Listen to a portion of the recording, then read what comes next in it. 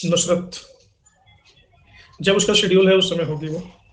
चूंकि हम सल्तनत डिस्कस कर रहे हैं ना, तो अरबों वाला चैप्टर अभी थोड़ा सा किनारे ही रखा है, तो शेड्यूल में वो होगा। आप एक बार चेक कर लेना, तो जिस दिन होगा उस दिन हम करेंगे।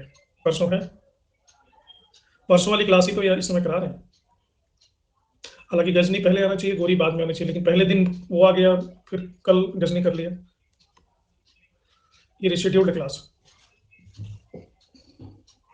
तो मैंने आपको बताया था कल कि गोरी का साम्राज्य लगभग यहाँ तक था, और इसी के पास, सॉरी, गजनवी का साम्राज्य यहाँ तक था, और इसी के पास था गौर। मैप सिर्फ समझने के लिए एग्जैक्ट नहीं है।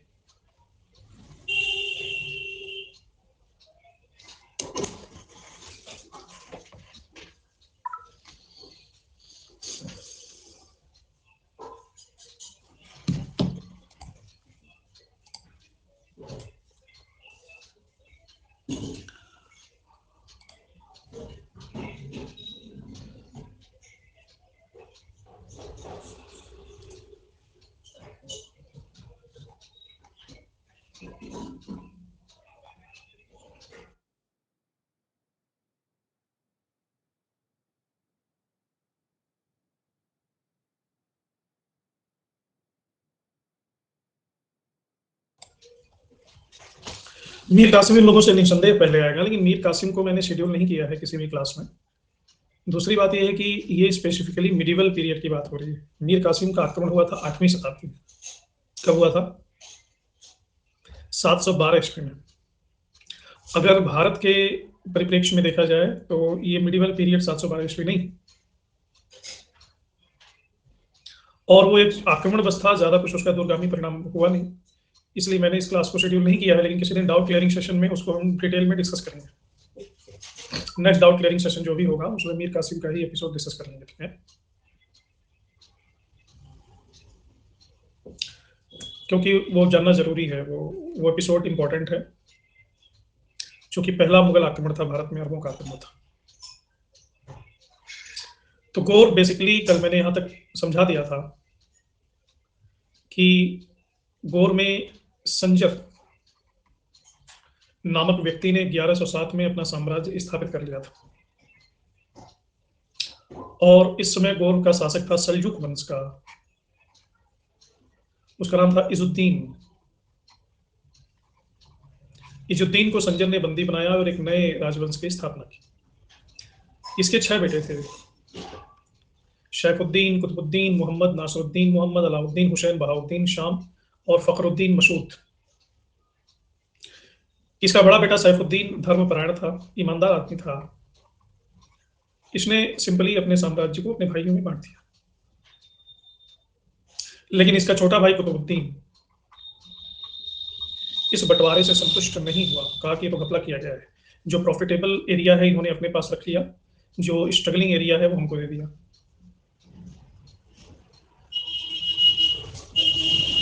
इसका तीसरा भाई भी था बहराम। मैंने बताया 5 भाई थे। इसने ये भी असंतुष्ट था, सभी को हाय सभी को हेलो। बहराम शाह गजनी चला गया, ये आरोप लगाते हुए कि हमारे भाई ने हमारे साथ गद्दारी की है। गजनी का सुल्तान बहराम शाह को शरण देता है, लेकिन बहराम शाह थोड़ा चरित्रहीन भी था। इसने वहां पे हरम की खूबसूरत औरतों को हैप्पी रोज डे, हैप्पी किस डे बोलना शुरू कर दिया। ये कहानी दूसरी ही बदल गई। होना क्या था, बहराम शाह को कैद कर लिया गया, उसको जेल में डाल दिया गया, जहर दे दिया गया, मार डाला गया। लेकिन सैफुद्दीन को ये बात अच्छी नहीं लगी। भले ही गद्दार था, लेकिन था तो अपना भाई ही। और यही से दास्तान शुरू होती है गोरी और गजनी के संघर्षों की। सैफुद्दीन ने गजनी पर अटैक कर दिया।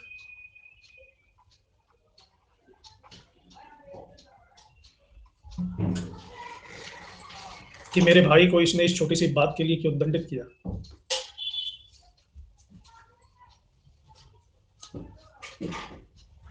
ये जो बहराम शाह है ये जेल तोड़ करके भागा इंडिया की तरफ, क्योंकि जब सैफुद्दीन ने अटैक किया गजनी पे तो सब ध्वस्त कर दिया उसने, और गजनी को जीत करके सैफुद्दीन यहाँ का बनता सुल्तान।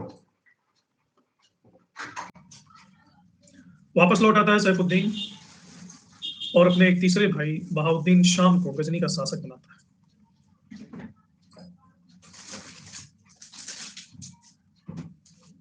तो बहाउद्दीन शाम गजनी का शासक बन जाता है।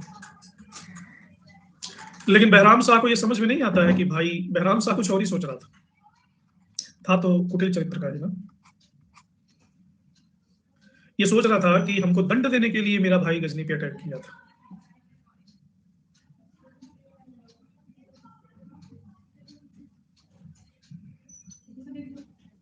सॉरी, मैंने पहले ही बताया कि बहराम शाह को मारा नहीं गया था, जेल में डाल दिया गया था।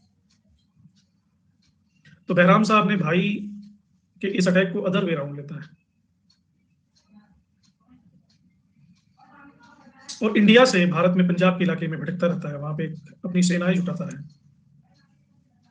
और उल्टे गजनी पर हमला कर देता है सेना जुटा करके 1149 में। और अपने भाई सैफुद्दीन को हरा करके इसी की हत्या कर डालता है बिना सोचे समझे।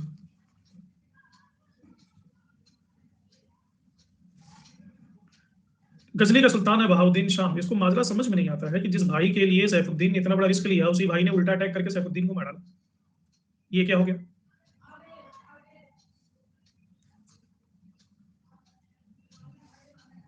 कुछ समझ में नहीं आया। बहाउद्दीन शाह, फिर बहराम शाह से लड़ाई होनी लाजमी थी। बहाउद्दीन शाह ने बहराम शाह का पीछा किया, बहराम शाह भागा, भारत की तरफ ही भागा, लेकिन रास्ते में इसकी मौत हो गई और बहाउद्दीन शाह की भी मौत हो गई युद्ध के दौरान। ये दोनों मर गए।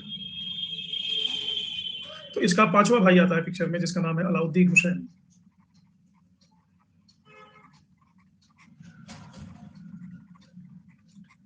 अलाउद्दीन हुसैन ने उपाधि धारण की सुल्तान मुअज्जम। अभी तक सुल्तान ही थे लोग, लेकिन इसने अपने आप को कहा सुल्तान मुअज्जम, यानी महान सुल्तान। कुतुबुद्दीन का कोई रोल था ही नहीं, बस यही था कि वो असंतुष्ट हो गया।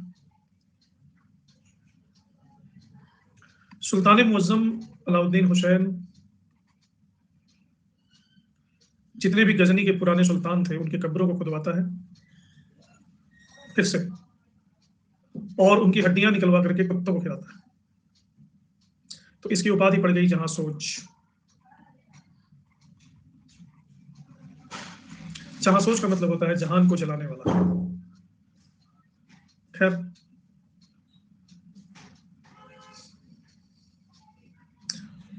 गजनी और गोरी की संयुक्त दास्तान शुरू होती है अलाउद्दीन हुसैन के टाइम से।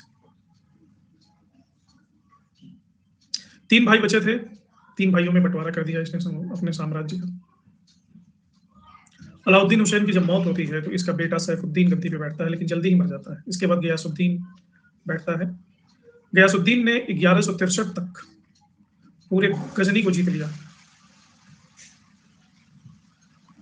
मतलब गजनी और गोरी एक हो गए अंतिम रूप से। जीत तो लिया गजनी को, लेकिन अपने भाई को दे दिया शिहाबुद्दीन को, क्योंकि इतने बड़े इलाके पर अकेले शासन करना मुश्किल ही नहीं, नामुमकिन था। यही शिहाबुद्दीन है जिसने उपाधि धारण की मुइजुद्दीन मोहम्मद गोरी, जिसने भारत में दिल्ली सल्तनत की स्थापना की।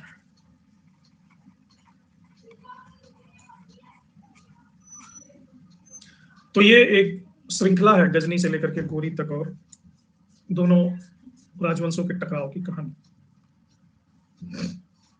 तो ये स्वतंत्र राज्य तो करता रहा, लेकिन अपने भाई गयासुद्दीन का नाम अपने सिक्कों पर खुलवाता रहा। एक मिनट।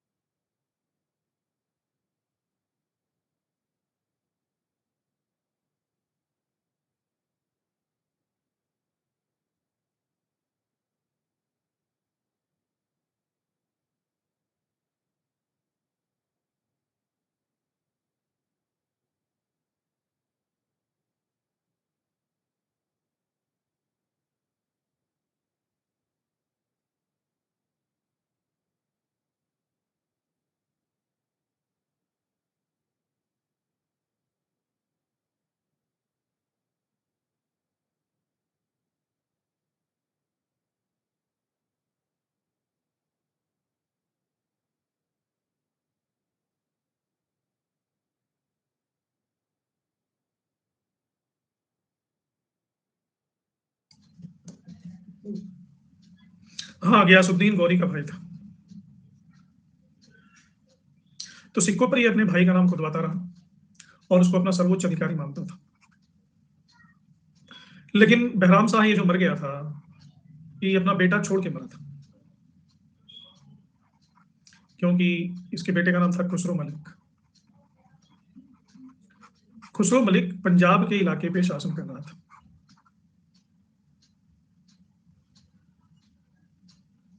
हालांकि गजनवी वंश का अंतिम शासक था, लेकिन डरपोक था, कमजोर भी था। तो गौरी ने 1186 में पंजाब पर हमला किया, 1186 में, और भगाते हुए इसको मार डाला। और इस तरह से गजनवी वंश का मोहरा नष्ट हो गया, गजनवी वंश पूरी तरह से खत्म।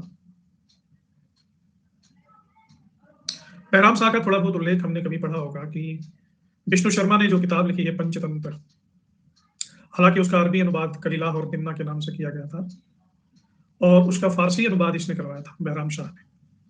किस नाम से करवाया था फारसी अनुवाद? नौशीर वहां के नाम से। तो इस तरह से हम देखते हैं कि ये पूरा का पूरा साम्राज्य भारत तक, यानी पंजाब तक इनफैक्ट, ये गौरी के अधीन है। गौरी अगर इधर आगे बढ़ता है तो यहाँ पे ख्वारिज्म या फारसी शक्ति से इसको टकराना पड़ेगा। फारसी शक्ति बहुत ही मुश्किल थी, फारसी बहुत ही एकजुट थे, यूनाइट थे। तो इसके लिए आसान था कि इधर ही बढ़े, क्योंकि भारत फ्रेगाइल था, कोई पॉलिटिकल यूनिफिकेशन था नहीं इंडिया में, टुकड़ों टुकड़ों में आपस में ही लड़ते थे।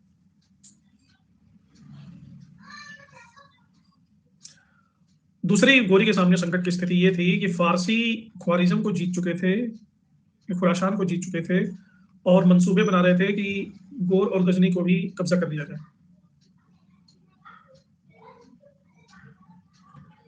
लेकिन गौरी के पास, मतलब शिहाबुद्दीन मुइजुद्दीन मोहम्मद गौरी के पास इतनी सामर्थ्य और इतना धन नहीं था कि वो मुकाबला कर सके, तो उसको धन भी चाहिए था।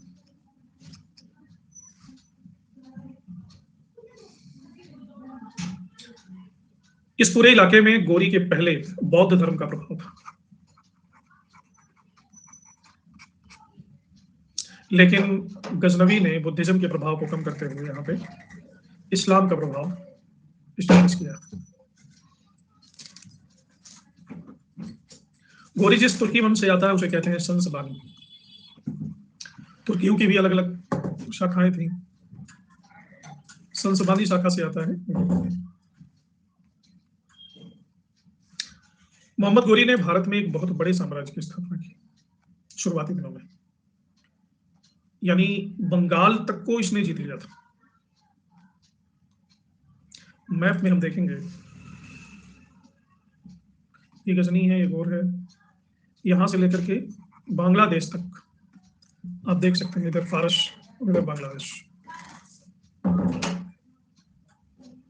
इसका साम्राज्य यहां तक विस्तृत है।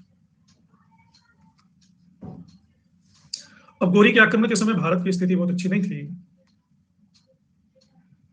क्योंकि ये सिंध है, यहाँ पर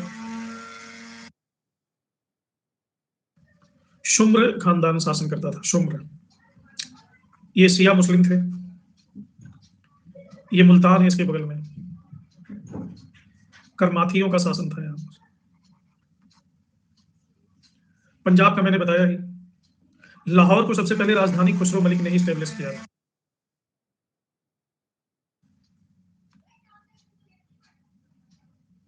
गौर अभी एक सिटी के रूप में वहां पे है, आज उसको अफगानिस्तान का पार्ट है। गौर एक सिटी अभी भी है। गुजरात में शोलंकी थे, मूल राजदूती।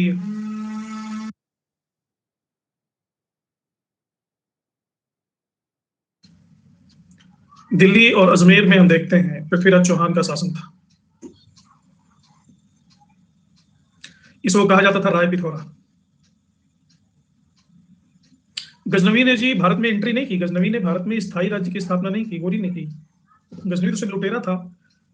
पंजाब तक बहराम शाह ने किया, जो भी गौरी ही था, गजनवी नहीं था। दिल्ली और अजमेर ही सबसे शक्तिशाली थे। इनका मेन गढ़वाल वंशी इनके बगल में ही थे, इनसे कंपटीशन चलता था। यहाँ का शासक था जयचंद। हालांकि गहलवालों का शासन चौहानों से बड़ा था राज्य। इन्हीं की बेटी थी संजोगिता। पृथ्वीराज चौहान और संजोगिता एक दूसरे को प्यार करते थे। जयचंद पृथ्वीराज चौहान को बिल्कुल पसंद नहीं करता था। चौहान और गढ़वाल वंश में दुश्मनी का कारण यह संजोगिता भी थी। जयचंद ने पूरे भारत के शासकों को इनवाइट किया, स्वयंवर में पृथ्वीराज चौहान को इनवाइट ही नहीं किया, तो जा करके किडनैप करना था। इसके नीचे ये जो एरिया है, मध्य प्रदेश वाला एरिया, यहाँ पे हम देखते हैं जिजाक मुक्ति कहते हैं, बुंदेलखंड। तो यहाँ चंदेलों का शासन है, ये भी बड़े ही स्ट्रॉन्ग थे, चंदेल वंश पर मारते थे। इधर गोरखपुर यूपी बिहार साइड में कलचुरी है, कलचुरियों का राजा है कर्ण। अब कलचुरी भी गढ़वालों से लड़ते थे, गढ़वालों और कलचुरियों में घोर शत्रुता थी। बंगाल में पाल और सेन वंश था, लेकिन यहाँ का पतन हो रहा था। यह दोनों पतनोन्मुख अवस्था में थे। तो ये तो भारत की, दक्षिण भारत में आप लोग जानते ही हैं, कोई चोर चेल पांड्य चालुक्य, हमेशा ये 3 4 5 रहते हैं। पल्लव गंग, चालुक्यों में भी वेंगी के चालुक्य, ये चालुक्य, वो चालुक्य। तो खैर उत्तर भारत से ही सरोकार है। उत्तर भारत में देख रहे हैं 8 10 राज्य हैं, तो एक दूसरे से आपस में संघर्षरत ही है।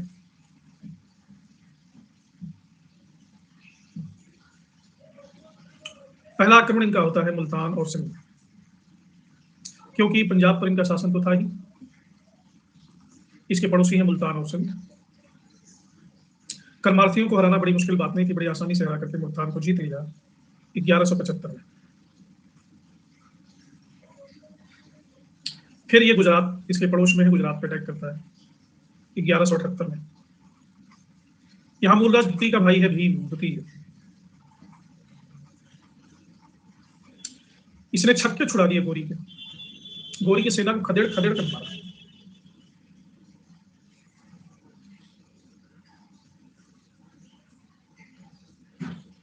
और इसकी मां भी एक थी धाकड़, इसकी मां का नाम ही था नायिका देवी।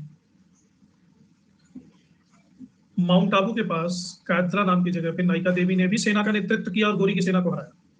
गोरी तो बड़ी मुश्किल से भाग के अपनी जान बचा पाया।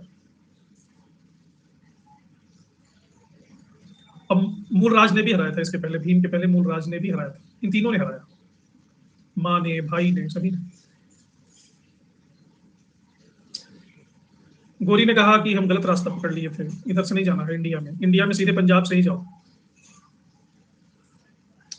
तो पंजाब से आया तो पेशावर पर अधिकार किया इसने पहले। फिर 1182 में लाहौर में खुसरो मलिक शासन कर रहा था, जिसके बारे में मैंने पहले बताया, इसको हराया। खुसरो ने कहा कि मत मारो मत मारो, और अपना बेटा सौंप दिया गोरी को। फिर सियालकोट, सियालकोट को जीतने के बाद हुसैन बिन खरमेल को दुर्ग का अधिकारी नियुक्त करके वापस लौट गए गजनी। लेकिन यहीं पर खुसरो मलिक का दुस्साहस देखो, इसने खरमेल पर अटैक किया इसके जाने के बाद। गोरी को इसकी सूचना मिल गई, खरमेल इसका नौकर था, इसका गोरी का सीपा सालार था। गोरी को सूचना मिल गई कि इसने, खुसरो ने गद्दारी की है, मेरे पीठ के पीछे छुरा भोंका है। गोरी तुरंत आता है और खरमेल किले से बाहर निकलता है, ब्रश करते हुए आता है। और गोरी को देखते ही इसके तो तोकते हुए जाते हैं। मैं भी सोच रहा था थोड़ा किले को अंदर से देख लूं। आप फिर चले जाए। गोरी उसका गर्दन वहीं उतार देता, कहता है तुम्हारी। इस तरह से खुसरो के साथ संपूर्ण गजनवी वंश का राज्य खत्म। लेकिन पंजाब पे जो हलचल चल रही थी, इसकी सूचना बहुत जल्दी दिल्ली पहुंच गई, क्योंकि खुसरो के बाद पंजाब की सेना मिलने लगी सीमा पृथ्वीराज चौहान की सीमा से मिलने लगी। और पृथ्वीराज चौहान का भटिंडा में किला था तबर हिंद में, 1189 में गोरी ने उस पर भी कब्जा कर लिया।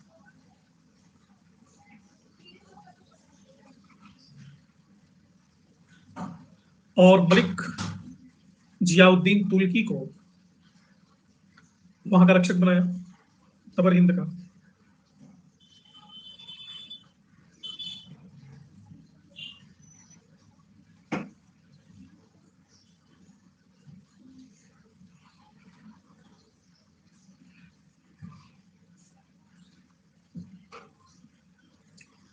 तो बठिंडा यहाँ पर।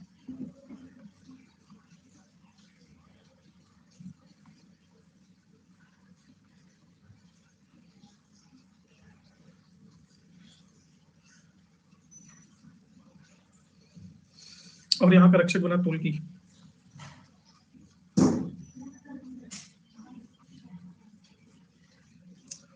बठिंडा चूंकि पृथ्वीराज चौहान के टेरिटरी में आता था, तो पृथ्वीराज चौहान के कान खड़े हो गए कि ये तो गलत हो रहा है, ये पृथ्वीराज चौहान का राज्य है।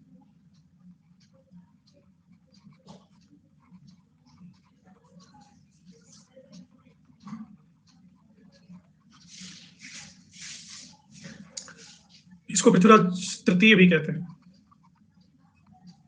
सेना लेकर के ये कूच करता है बठिंडा पर, और सारे राजपूत राजा इसके साथ होते हैं सिवाय जयचंद्र के। बठिंडा के बगल में जो मैदान है, बठिंडा और जालंधर के बीच में, उसी को कहते हैं, उस मैदान का नाम है तराइन। तो तराइन की पहली लड़ाई होती है उसी मैदान में, और गोरी बुरी तरह से हारता है।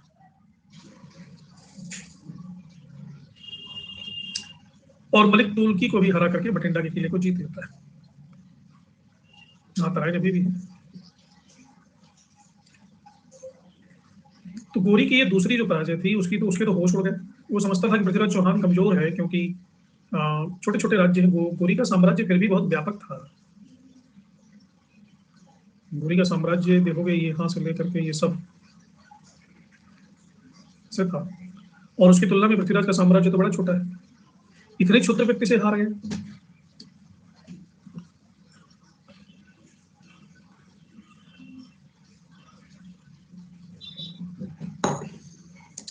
हरियाणा आजादी के बाद बना है जी। जो हरियाणा, कश्मीर, गुजरात का थोड़ा इलाका, राजस्थान का थोड़ा इलाका, गंगानगर साइड का, और पाकिस्तान का एक थोड़ा इलाका, ये सब पंजाब राज्य के अंतर्गत था उस जमाने में। तो अभी हरियाणा, हिमाचल, महाराष्ट्र, कश्मीर, ये सब थे ही नहीं, उत्तर प्रदेश। और उस जमाने में स्टेट नहीं हुआ करते थे। उस जमाने में शहर को स्टेट, मतलब जो केंद्र था, प्रशासन का केंद्र था, उसी के नाम पे उस स्टेट को जाना जाता था, इसलिए दिल्ली सल्तनत कहा गया। अब गजनी के होश उड़ गए। रात को उसको नींद नहीं आती थी, ठीक से न खाता था, न पीता था, दुबला हो गया था। इसकी बीवी को डाउट होने लगा कि इसका चक्कर क्या है, कहीं आदर्श से ट्यूशन तो नहीं ले रहा। गोरी ने ये पूरा का पूरा 1 साल होमवर्क करने में लगाया। गजनी के महानतम सेनापतियों को इसने मोबिलाइज किया: खारबक, खरमेल, इलाह, मुकलबा, यलदौज, कुबाचा, ऐबक, बख्तियार। इनके साथ इसने मीटिंग की।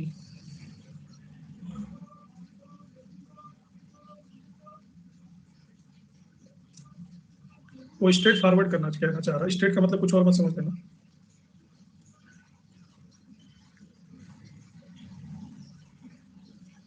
पूरा सेंटेंस लिखा करो। तो ये 1 2 3 4 5 6 7 8, ये उस जमाने के अफगानिस्तान, मतलब वर्तमान अफगानिस्तान के बड़े बड़े लोग थे, मतलब बहुत बड़े योद्धा थे। जिधर चलते थे उधर लोग बस्तियां खाली कर देते थे, ऐसी इनकी धाक थी। हालांकि ऐसा नहीं पृथ्वीराज चौहान की सेना में कोई नहीं था। पृथ्वीराज की सेना में गोविंद राय,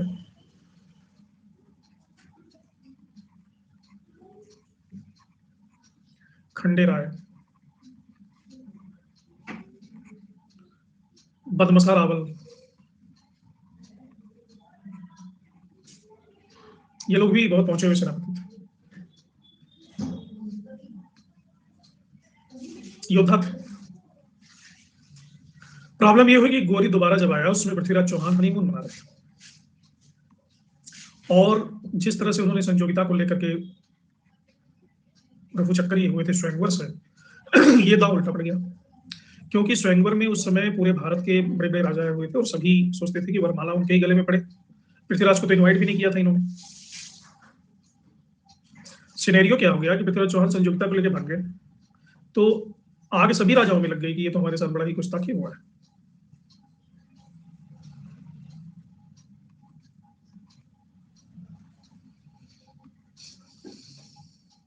ये तो हमारी नाफरमानी है।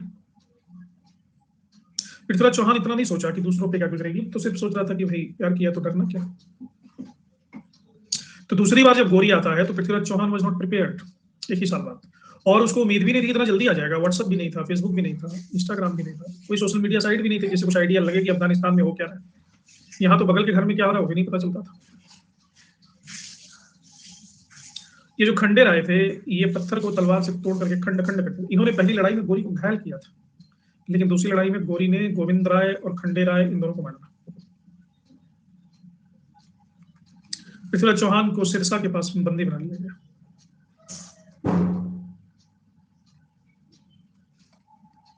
इसी को कहते हैं second battle of Tarain. Tarain के एक दूसरे युद्ध ने भारत के मुस्तकबिल का फैसला कर दिया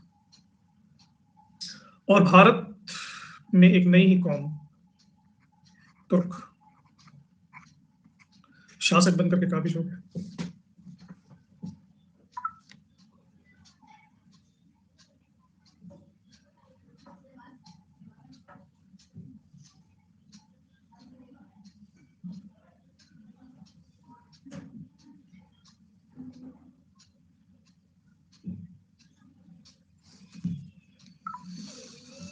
ये 19th century artist imagination of the second battle of Tarain है।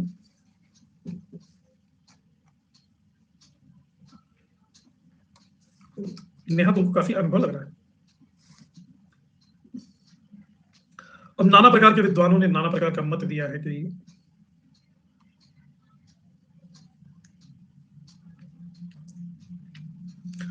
अभिलाषा भारत में मुस्लिम 8वीं शताब्दी से ही है, वो व्यापारी के रूप में थे, और जो पहला अरब आक्रमण हुआ था वो व्यापारिक कारणों से ही हुआ था, उसका कोई साम्राज्य स्थापना का उद्देश्य नहीं था। इन्हें मोपला के नाम से जानते, केरला से ये मसाले वगैरह ले जाते थे और केरला में इनका एस्टेब्लिशमेंट था।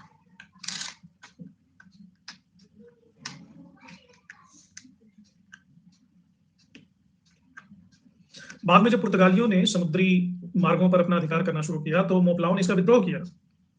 हालांकि ये कोई वहां मोपला में, ये जो केरला जो मालाबार तट है ना भारत का, यहाँ पर वो वहाँ के सोसाइटी के एक हिस्से बन चुके थे, शादियां कर ली थी। वहां ऐसा कुछ हिंदू मुस्लिम जैसा नहीं था, दे वेयर जस्ट ट्रेडर्स, उनको व्यापार से मतलब था, आराम से मिलजुल कर रहते थे। ये तो सांप्रदायिकता फैलाया ही अंग्रेजों ने। अंग्रेजों ने इसको एज ए पॉलिटिकल टूल इस्तेमाल किया कि फूट डालो और राज करो।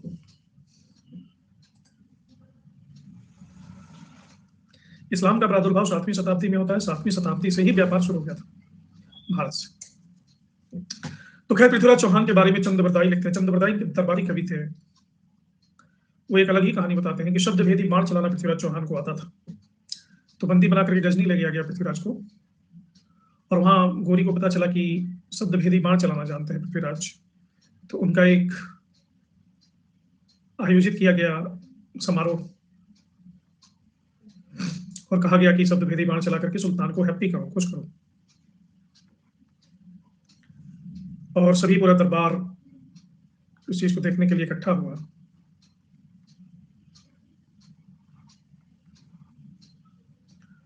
जेल में बंद थे पृथ्वीराज, ऑफ कोर्स जेल में ही होंगे और कहाँ होंगे। और एक बड़ा सा नगाड़ा रखा गया बीच में कि इसको बजाया जाएगा और इसके केंद्र पर पृथ्वीराज प्रहार करेंगे, अपनी कला का प्रदर्शन करेंगे। तो ये सभी हिंदी विद्यार्थी जानते हैं श्लोक की। उसका लोकेशन बताया उसने चंद्रबरदाई ने कि सुल्तान बैठा कहाँ है। 4 बांस 24 गज अंगुल अष्ट प्रमाण था, पीछे सुल्तान है मत चूको चौहान, कि जिधर निशाना लगाना है उधर मत लगाओ, सुल्तान का लोकेशन इधर है, सुल्तान को मारो। तो ये ढोल बजाया गया तो पृथ्वीराज चौहान ने बस उनको अंधा कर दिया गया था, मैंने बताया ही, उनको अंधा कर दिया गया था, तो उन्होंने सुल्तान के सीने में तीर मार दी। एक महाकाव्य रचना करते हैं पृथ्वीराज राशो में चंद्रबरदाई, इनके दरबारी कवि, जो कि विश्वसनीय नहीं, ऐसा नहीं होता। ये तो ये है कि भाई अपने अन्नदाता की प्रशस्ति की गई, दिखाया गया। लेकिन जो समकालीन सोर्सेज हैं, जैसे ताजुल नासिर, किसने लिखा है ताजुल नासिर?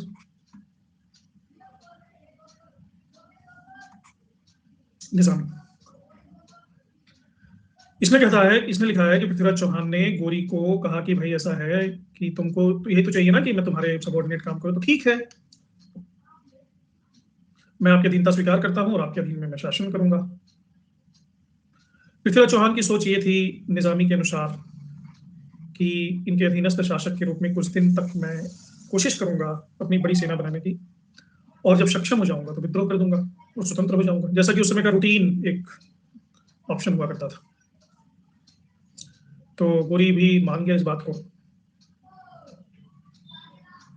क्योंकि बहादुर तो था पृथ्वीराज चौहान, नो डाउट, और इसके अधीन शासक बन गया। लेकिन जब दूसरा स्टेप उसने किया कि सेना मोबिलाइज करना और विद्रोह की कोशिश करना, तो इसकी हत्या करवा दी। ऐसा इसलिए भी सही प्रतीत होता है कि पृथ्वीराज चौहान के कुछ सिक्के ऐसे मिले हैं जिस पर गोरी का नाम देवनागरी लिपि में अंकित पाया गया है, श्री मोहम्मद साम, और ऐसा निजामी बताता भी है। पृथ्वीराज चौहान के डेथ के बाद इसके बेटे को अजमेर का शासन दे दिया गया।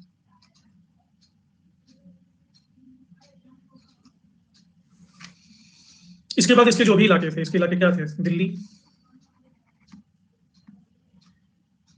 हांसी, सुरसती, शिवालिक रेंज, ये पूरा का पूरा जो रेंज है, दिल्ली, राजस्थान, हरियाणा, हिमाचल, शिवालिक रेंज कहते हैं, इसको जीत लिया गोरी ने।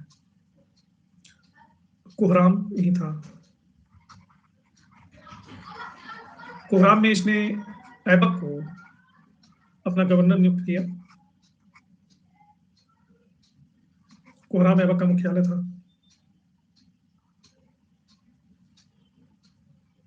क्योंकि कोहराम ऐसी लोकेशन पर स्थित था जो उस समय इसके साम्राज्य के प्रॉक्सिमिटी में था। लेकिन गोरी जैसे ही लौटता है वैसे बहुत सारे विद्रोह। पृथ्वीराज चौहान का भाई था हरिराम, नाम से तो लगता है कि ये विद्रोह क्या ही करेगा, लेकिन इसने भी विद्रोह कर दिया अजमेर में।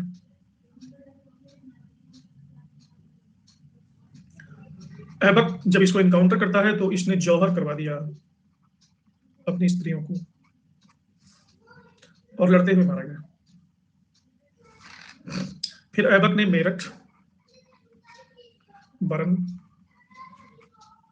कोल और दिल्ली, ये केंद्र थे, अभी भी हैं, इन पर सीधा कब्जा कर लिया। तो पृथ्वीराज चौहान का वो प्रसिद्ध सिक्का जिसपे गोरी का नाम मिलता है, ये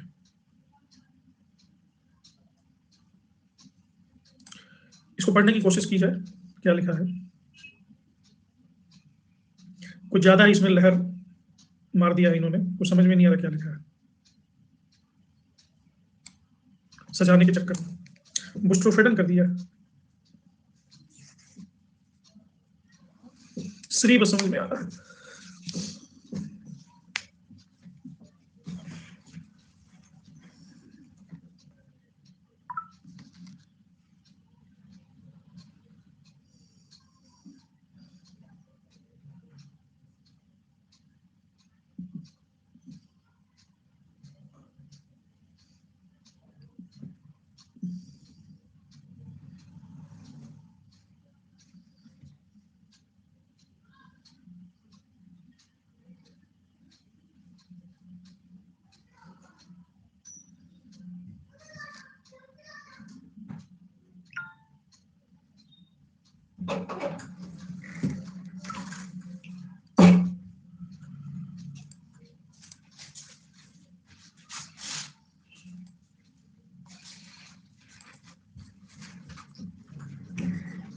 तो ये तो कंप्लीट कहानी थी पृथ्वीराज चौहान की, यहां तक बात समझ में आ गया।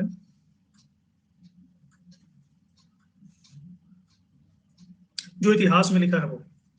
किंवदंतियां तो बहुत ज्यादा। सीरियल देखोगे तो उसमें इतना बढ़ा चढ़ा के दिखाया गया है, पता नहीं क्या क्या, but that is not historical.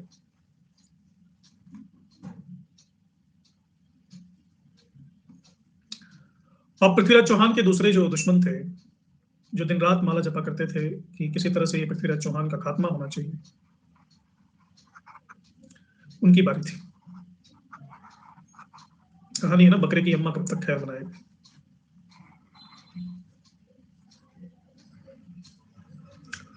Kannauj इनका केंद्र था।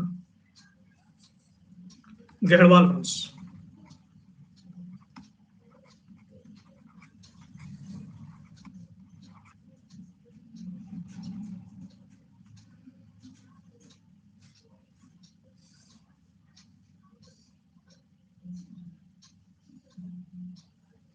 अनीता, तुम्हारी भाषा हमको पृथ्वीराज चौहान के सिक्कों पे लिखी गई भाषा जैसी ही लग रही है, कुछ समझ में नहीं आ रहा।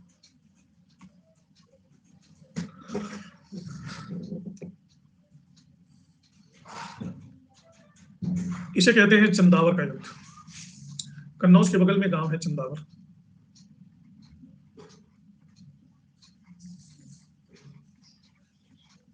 1194 ईस्वी में गोरी 50,000 घुड़सवारों के साथ गया चंदावर में और जयचंद को हराता है। कहानी ये कहती है कि जयचंद की आंख में तीर लगा।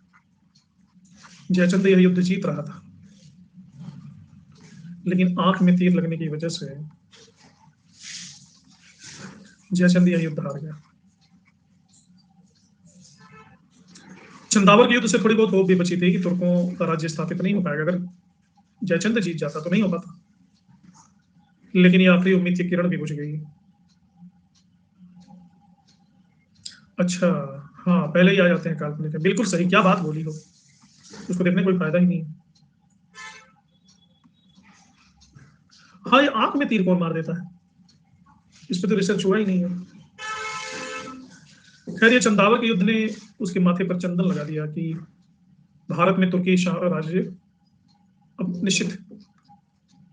इसके बाद तो गोरी ने धड़ाधड़ अभियान शुरू कर दिया, क्योंकि दूसरा तुरुप का इक्का गिर गया था। पहला इक्का ये था, अजमेर में स्टैचू इनकी लगी हुई है। इसके बाद घटनाओं का कालक्रम ये है, बयाना, ग्वालियर, मेढ़, बुंदेलखंड, बिहार, बंगाल, तिब्बत, क्रमशः गोरी के अभियान हुए।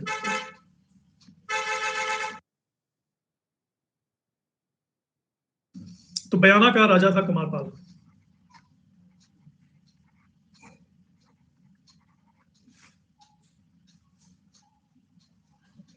इसको हरा करके इसका शासक इसने बहाउद्दीन तुगरिल को सौंप दिया। तुगरिल को। अच्छा, मेरी वीडियो रिलीज हो गई है गंगूबाई काठियावाड़ी पर, मैंने टेलीग्राम में लिंक शेयर किया है, मैं अभी व्हाट्सएप पे भी कर दूंगा। आप सभी उसको देख करके कमेंट करना कैसी लगी। उसमें हिस्टोरिकल पर्सपेक्टिव उसका लिया गया है, ठीक है। ग्वालियर में परिहार वंशी राजा थे सुलक्षण पाल। और एक चीज और बतानी है कि अपने ग्रुप में भी शेयर करना जरूर, जो भी आपके ग्रुप होंगे प्लीज शेयर कर देना उसको, फ्रेंड्स के ग्रुप या जो भी ग्रुप होंगे, टेलीग्राम या व्हाट्सएप। प्रीति, तुम मुझे मैसेज करो, मेरा नंबर कोई दे दो। सुलक्षण पाल का भी शासन तुगरिल को सौंप दिया गया।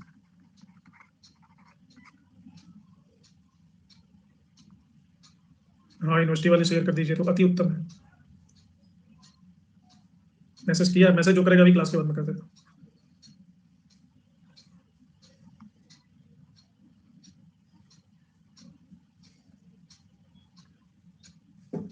लेकिन राजस्थान में एक जाति थी मेढ़।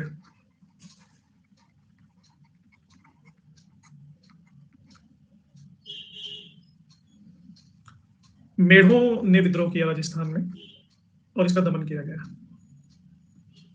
गुजरात का शासक भीमदुती है, पहले जिसने गोरी को हराया था, इसको हराना बहुत जरूरी था। हालांकि भीमदुती को ऐबक ने हराया, लेकिन गुजरात को अपने प्रत्यक्ष नियंत्रण में ले नहीं पाया। भीमदुती को हराने के बाद भी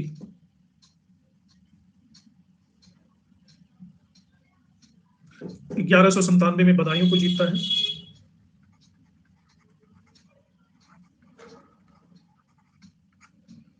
1198 में चंदावर को, कन्नौज।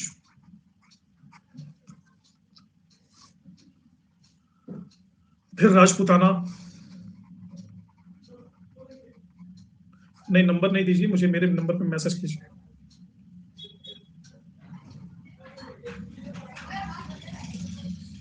हम्म। राजपूताना में दो राज्य थे, एक था सिरोही और दूसरा था मालवा।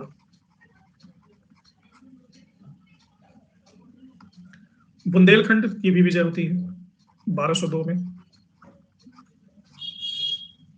बुंदेलखंड में तीन बड़े ही प्रोमिनेंट स्ट्रेटेजिक लोकेशन थे।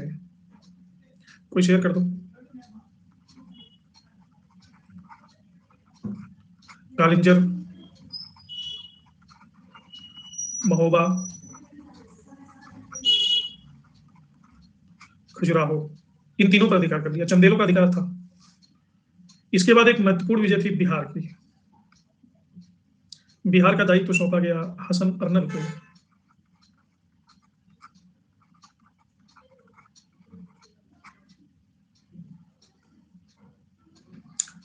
और ऐबक का सेनापति था बख्तियार खिलजी, इख्तियारुद्दीन मोहम्मद बख्तियार खिलजी।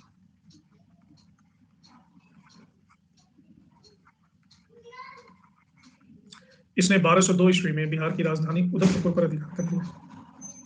उदंतपुर। यहाँ का शासक इंदुमन था, बिना लड़ाई की यही भाग गया। और इसीलिए नालंदा और विक्रमशिला विश्वविद्यालयों के पुस्तकालयों में आ रखा था।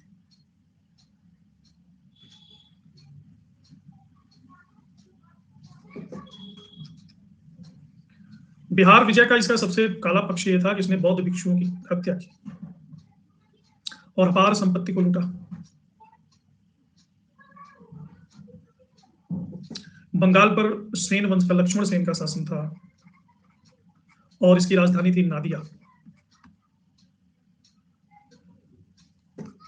लक्ष्मण सेन के ज्योतिषियों ने कह दिया कि खिलजी आप पे अटैक करेगा, भविष्यवाणी कर दी। सेना की व्यवस्था छोड़ करके 1203 में इंद्री महाशांति यज्ञ कर दिया। इंद्री महाशांति यज्ञ 1205 में सिर्फ 18 घुड़सवार लेकर के नादिया में घुस गया। नादिया के लोग इसको घोड़े का व्यापारी समझ रहे थे। सेना इसके पीछे ही रह गई। लक्ष्मण सेन वहीं डर के भाग गया और इस तरह से बंगाल पर कब्जा हो गया। बख्तियार खिलजी ने लखनौती को अपना राजधानी बनाता है और मोइनुद्दीन के नाम से खुतबा पढ़ता है। इसके बाद बख्तियार खिलजी तिब्बत पे चढ़ाई करने की योजना बनाता है, 10,000 घुड़सवार इकट्ठा करता है और बंगाल की तीन जनजातियां थी, कुंच, मेच और तिहारों, इनकी सहायता करती है। तिब्बत से ये हार जाता है, बीमार पड़ जाता है और इसी बीमारी में 1206 में इसकी डेथ हो जाती है। बीमारी से नहीं मौत होती है, एक सरदार है अली मर्दान खिलजी, ये इसकी हत्या कर देता है।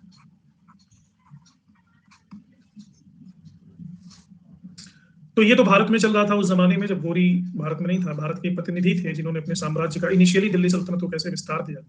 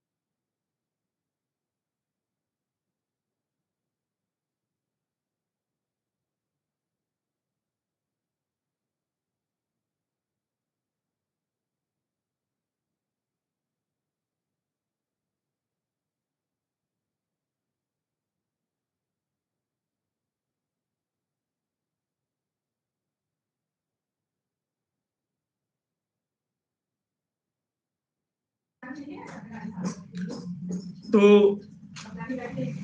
ख्वारिज्म, अच्छा इधर मैं गोरी की बात कर रहा था, ये भारत में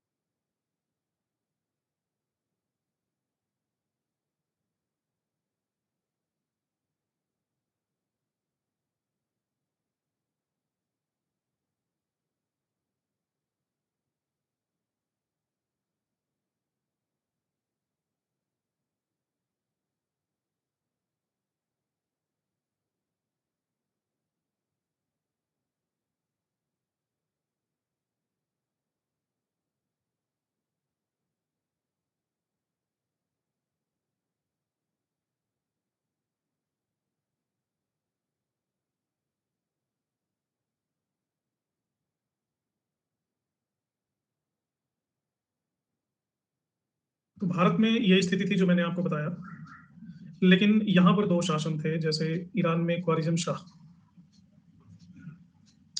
गोरी ने इधर से अपना राज्य फैलाने के बाद ख्वारिज्म पर अटैक करने की योजना बनाई, जैसे कि पहले ही निर्धारित था कि ऐसा वो करेगा, और यहाँ पे अंधखुंद का युद्ध हुआ।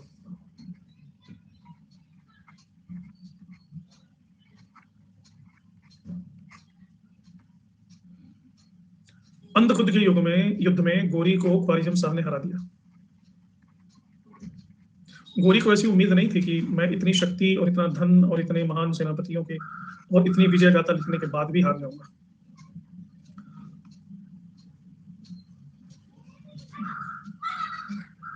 गोरी की मौत की अफवाह फैल गई। अफवाह ये थी, और गोरी के राज्य में बहुत जगह विद्रोह होने शुरू हो गए। ख्वारिज्म शाह ने गोरी को जब हरा दिया ना, तो इसने उपाधि ली सिकंदर सेकंड।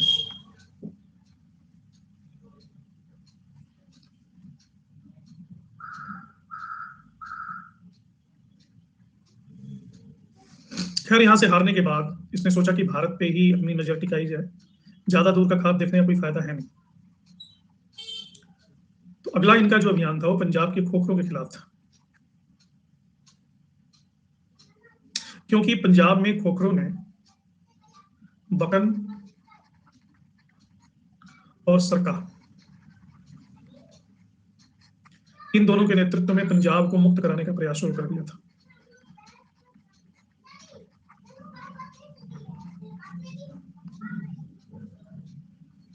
गोरी आता है और इनका दमन कर देता है, लाहौर में फिर से लॉ एंड ऑर्डर बनाता है।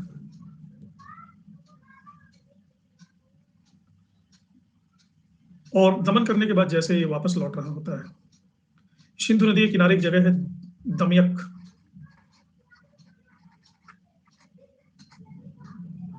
दमयक में ये शाम की नमाज पढ़ रहा होता है, और खोखर अचानक से इसके शिविर में घुसते हैं और 1206 में इसकी हत्या कर देते हैं नमाज पढ़ते हुए। अंधकुंद के युद्ध का टाइम पीरियड है 1205।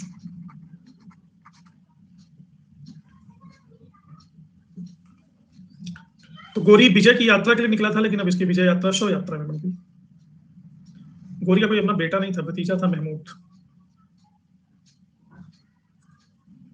ये इसका उत्तराधिकारी बना, जो जल्दी ही मर गया।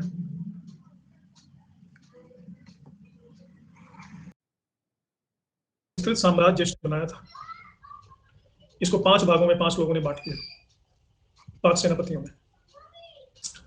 जो गोरी का मुख्य सिंहासन था, इस पर अधिकार किया ताजुद्दीन यलदौज ने।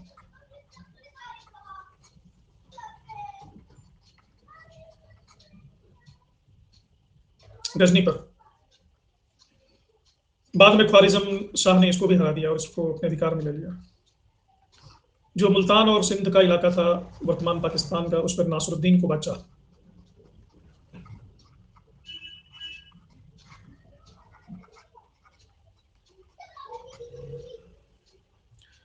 दिल्ली सल्तनत पर कुतुबुद्दीन ऐबक,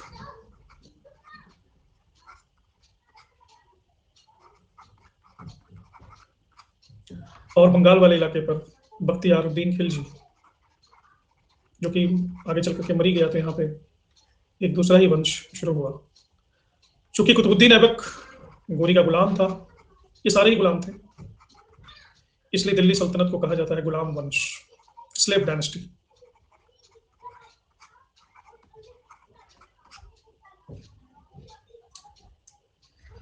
ओके आदित्य,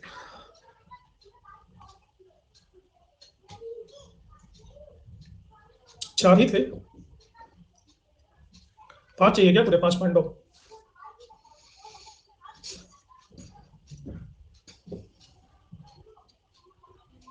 गोरी का अगर मूल्यांकन करें तो ये विजेता तो था, और भारत में इसने स्थायी राज्य बनाया। हिंदू देवी देवताओं की आकृति के इसने सिक्के भी चलवाए। ये कोई देवता है, देवनागरी लिपि के सिक्के चलवाए। इसके सिक्के भारतीय ढंग के होते हैं। ये शायद लक्ष्मी जी की आकृति है।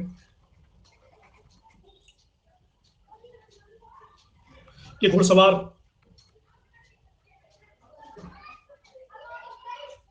शैली के सिक्के चलवाए। ये जो देवनागरी लिपि में इनके सिक्के हैं, इन्हें कहते हैं दिल्ली वाल।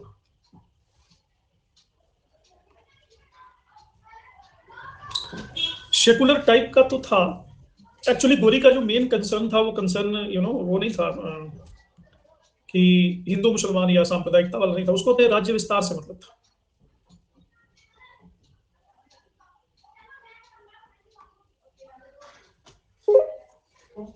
हेलो नमस्ते सर। नमस्कार सर मेरी आवाज़ आ रही है आपको?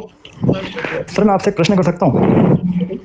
सर जैसे कि जो 1191 और सर जो 1192, सर ये जो 2 सन थे सर, पहले सन के अंदर तराइन के प्रथम युद्ध में पृथ्वीराज चौहान गौरी को परास्त करता है सर, और सर दूसरे सन में पृथ्वीराज चौहान स्वयं परास्त होता है गौरी के हाथों सर। तो सर 1191 की सर जो हार थी, गौरी ने सर इसे बहुत ही सर कह सकते हैं सर गंभीरता से लिया था। और सर जैसा कि आपने बताया था सर कि जो सर उस समय के सर गौरी के पास सर्वश्रेष्ठ सर सेनापति थे, उनको इकट्ठा करके सर ये पूरे सर सेना के साथ और सर पूरी नई रणनीति के साथ सर भारत में आता है पृथ्वीराज चौहान को परास्त करने सर 1 साल के दौरान ही।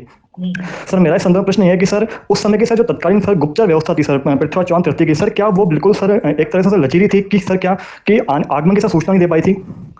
और सर थोड़ा आगे चले तो सर जैसा कि आपने बताया था कि सर जो मोहम्मद बिन बख्तियार खिलजी सर जब यहाँ पे सर गौरी का सर गवर्नर रहते हुए सर जो बंगाल का अभियान करता है सर, तो सर जो लक्ष्मण देव के समय सर जो 18 घुड़सवारों को लेकर ही सर जब वो घुसता है सर उसके राज्य में, और सर लक्ष्मण देव इसकी सूचना पाकर ही सर जब वो भाग जाता है, तो सर क्या उस समय भी सर उसके राज्य के सर जो गुप्तचर थे या कि जो सर वास्तविक स्थिति थी कि सर पूरी सेना लेकर के ये व्यक्ति नहीं आया, सिर्फ 18 घुड़सवारों को लेकर ही आया, ये सर उसके पास जानकारी ना पहुंची जिसके कि सर वो डर के भाग गया? तो सर क्या उस समय का सर जो सिनेरियो था या सर जो उस समय का टाइम था सर, ये गुप्तचर व्यवस्था सर जो निढाल थी, रची थी, इसने भी सर क्या इन शासकों को सर पदाक्रांत करने में बड़ी भूमिका निभाई क्या? इस बारे में बताएं सर प्लीज। ओके जी, ठीक है। Thank you sir. पहली तो बात ये है कि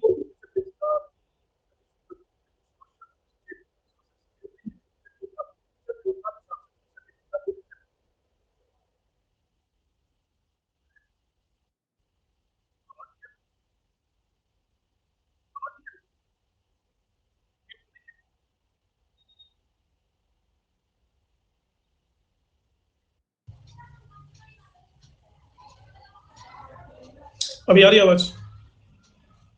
मैं ये कह रहा हूँ कि गुप्तचर व्यवस्था रिफ्लेक्शन है शासक की सचेतनता का। शासक अगर सचेत है, वो स्ट्रिक्ट है काम लेने में और गुप्तचरों पर कान रख रहा है, तो गुप्तचर व्यवस्था चलेगी। शासक जब हनीमून मना रहा है तो गुप्तचर व्यवस्था क्या करेगी? क्या उसको सूचना देगी? ठीक है, अलाउद्दीन खिलजी या अशोक जैसे कहते हैं ना कि हमको बेडरूम में भी आकर के हमको इन्फॉर्मेशन दो, तो ऐसा नहीं था इनका। दूसरा, जो पृथ्वीराज चौहान थे वो बेखबर थे, शाही बेखबर। उन्होंने पहली बार गौरी को इतना हरा दिया, इतनी बुरी तरह से हरा दिया, उसको उम्मीद नहीं थी कि दोबारा वो फिर साहस भी करेगा अटैक करने के। लेकिन गौरी के पास कोई विकल्प नहीं था, कुछ लोग लड़ने के लिए ही पैदा होते हैं, तो गौरी लड़ने के लिए ही पैदा हुए थे। तो इनको ख्वारिज्म शाह से उधर डर था, तो अपना भड़ास इधर निकालने के लिए आ गए। तीसरा, नादिया में जो बख्तियार खिलजी का आक्रमण है, यहाँ पे देखो इनकी वो देखो, इनका अप्रोच देखो, ये यज्ञ कर रहे हैं बैठ करके, डायरेक्ट देवता ही इनको बाकर के बचाएंगे बख्तियार खिलजी से ना, इनका ये मानना था। तो जो व्यक्ति इतना अंधविश्वासी हो, वो गुप्तचर क्या रखेगा? गुप्तचर उसको आके बोलेगा कि बख्तियार खिलजी अटैक करने आ रहा है, तो कहेगा अच्छा इनका भगवान ने सुना नहीं लगा, अच्छा दूसरा वाला यज्ञ कर लो, वाजपेयी यज्ञ शुरू कर दो, उससे लग रहा है कनेक्शन बन जाएगा। ये इनका अप्रोच है, इनका अप्रोच है प्रॉब्लम्स को टैकल करना नहीं था। तो गुप्तचर व्यवस्था तो तब होती है जब व्यक्ति धरातल पर रह के सोचता है कि क्या स्थिति बन सकती है। अच्छा, टाइम आपका समाप्त हो गया, मुझे उत्तर आपको मिल गया होगा क्योंकि अभी मुझे निकलना है बहुत दूर। तो इसी के साथ इस सत्र को विराम देते हैं। अभी वीडियो शेयर करूंगा, वो कर देना जो मैंने कहा था। और 9 बजे आपकी यूट्यूब क्लास है, ठीक है ना? 9 बजे रात को पोस्ट मॉडर्न इंडिया हिस्ट्री की यूजीसी में। चलिए बाय बाय।